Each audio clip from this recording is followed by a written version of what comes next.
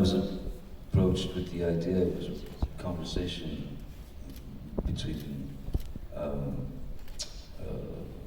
believe the three of us, and Stephen, who runs Infinitum 2, or IN2, in London. What sort of fascinated me about the opportunity to do something like this, in a strange way, it was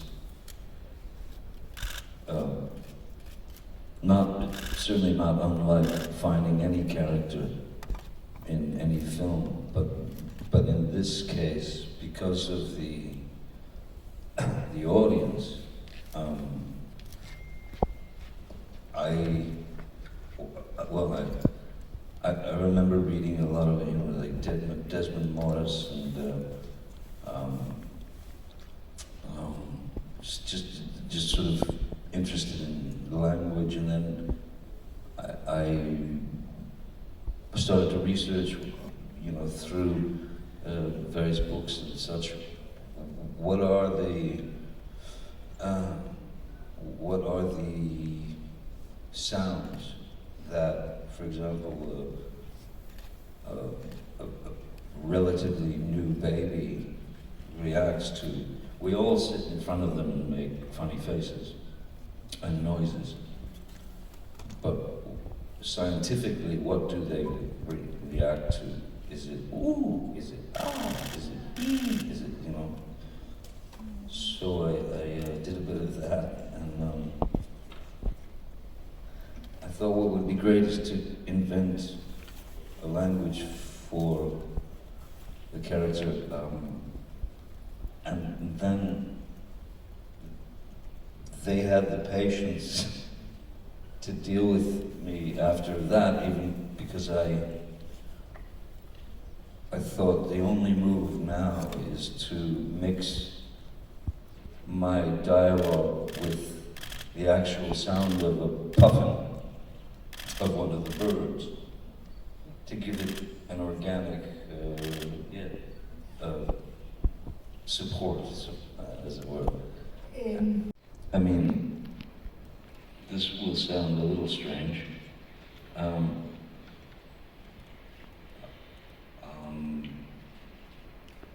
Because ultimately, my job is, or my day job is as an actor, or has been as an actor. And I've had the opportunity to address certain challenges within the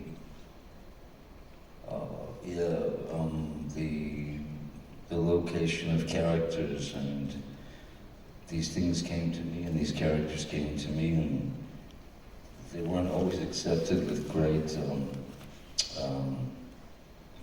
joy.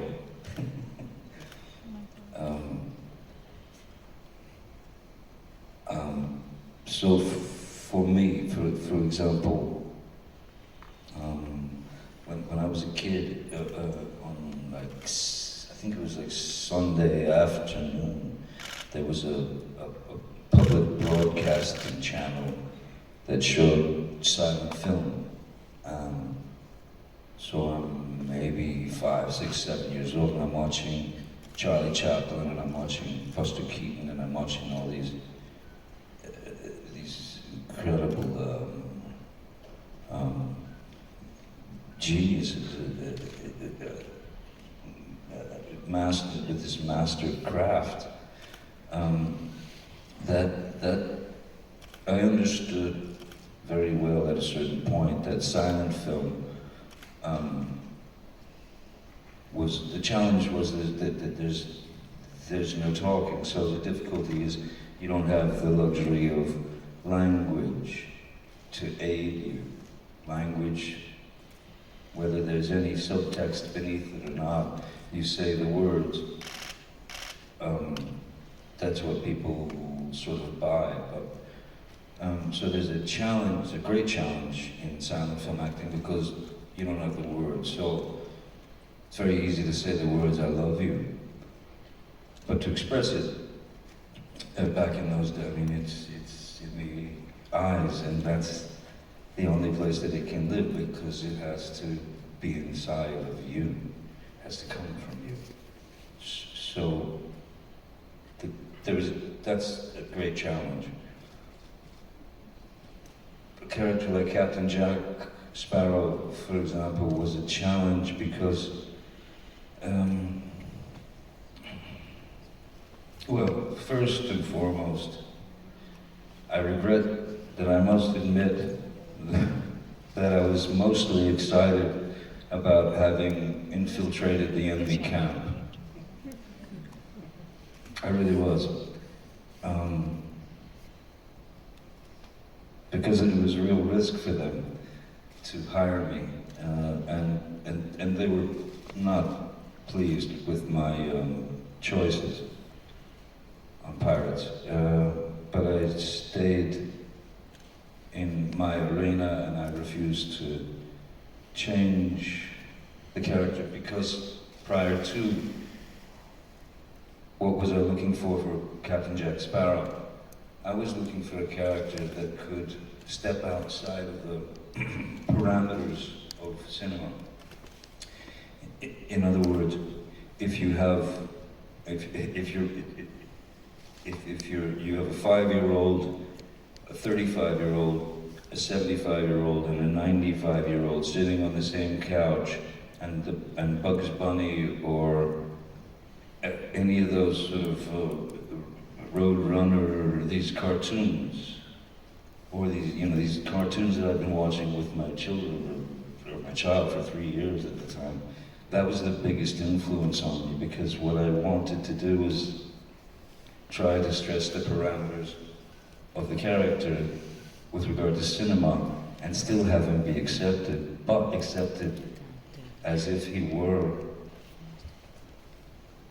like the coyote in in Roadrunner. The guy gets a rock, a boulder dropped on his head in one scene, and then you cut to, he's just got a little bandage on him. And we all accept it because it's cartoons. So I wanted to push that there. And with Puffins, the challenge is there's no emotion in there, you don't see a face. And so there's also a language. So the research that I was doing was really just to,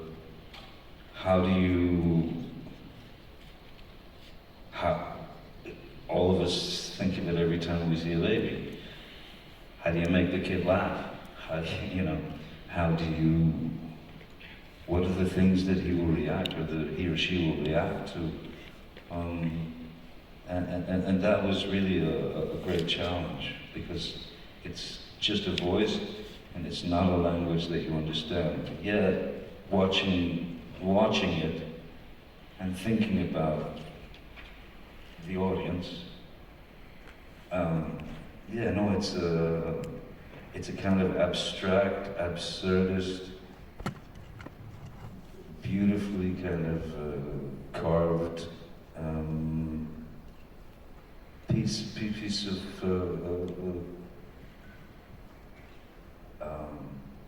art, I think. I mean, I think that's art. That's really nicely, beautifully done art. And whoever was behind all the animation, all of the, I can only salute them, man, because they brought those strange birds to life. Thank you. Perché è un cartone animato, esattamente questo è quello che ho voluto fare, accettare questa sfida anche come Puffins, accettare questa sfida anche come Puffins, e come ho detto prima, cercare di comunicare con i bambini, cercando di capire cosa li possa far ridere e divertire.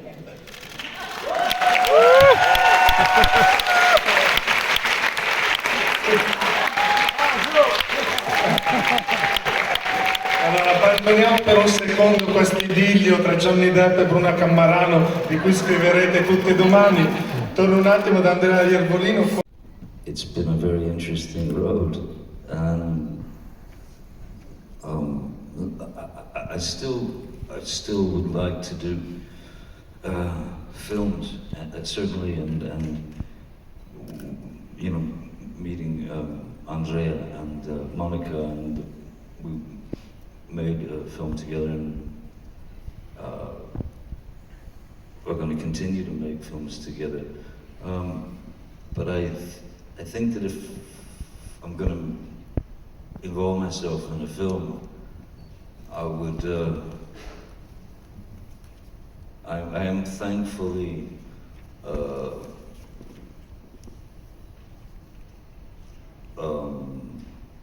far away from the machinery that spits out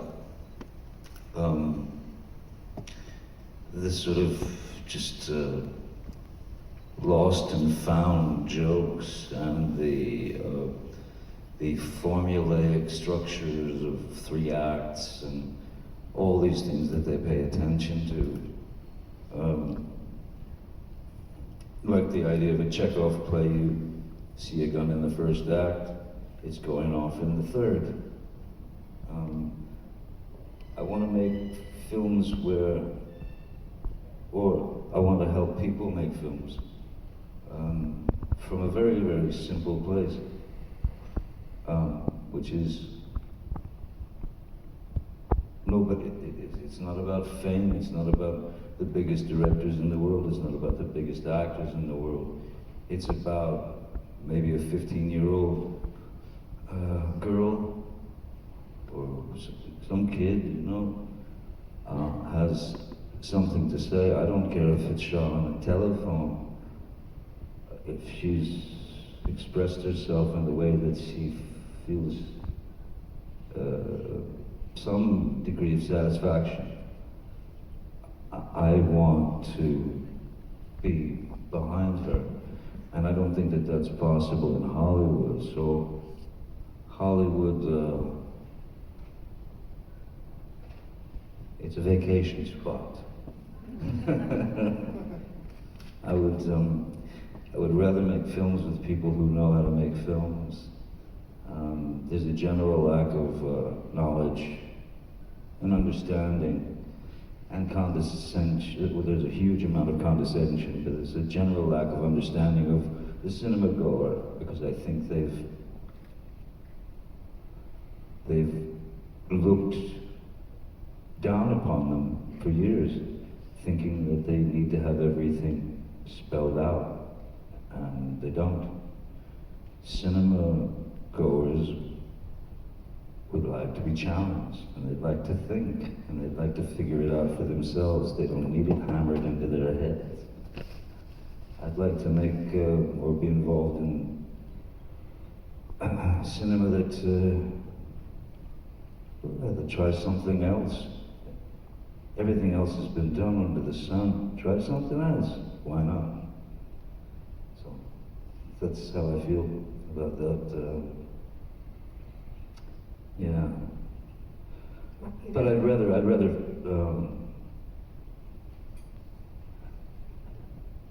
just sit in some weird hot box somewhere and sweat and not think about any of that stuff.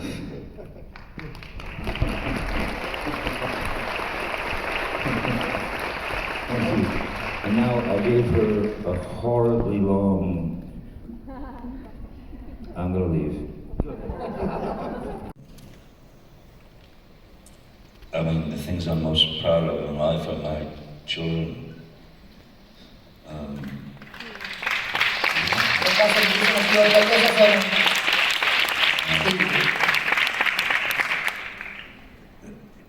Yeah, nothing soars above that. Nothing gets close to that.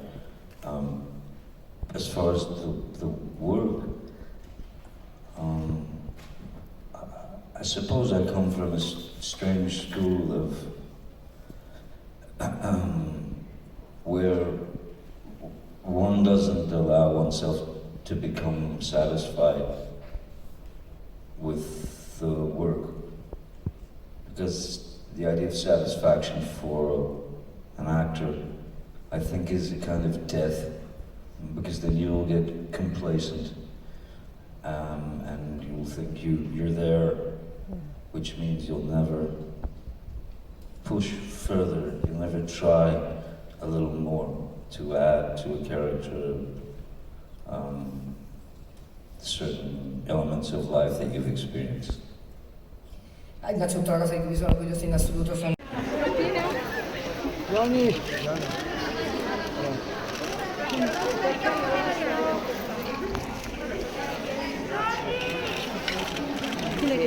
Sottopostato anche noi questa collaborazione.